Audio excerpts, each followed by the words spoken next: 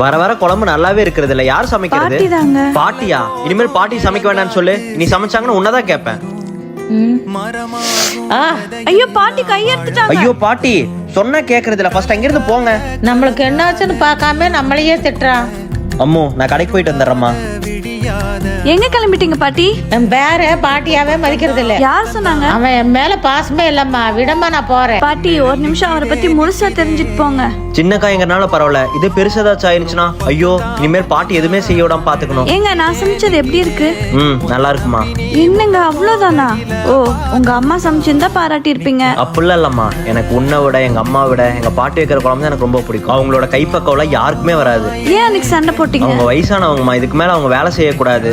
பாட்டி சொன்னாலும் கேட்க மாட்டேங்கிறாங்க, அதான் அப்படி சொன்னேன். இப்ப கூட உங்களுக்கு தான் பாட்டி மருந்து வாங்க போயிருக்காரு. பாட்டி என்னாச்சு? டேய் நான் வேலை பார்க்கலன்னா இதெல்லாம் யார் பண்ணுவாங்க? அதுக்குதான் நீங்க ஒருத்தி வச்சிருக்கேன். ஏய்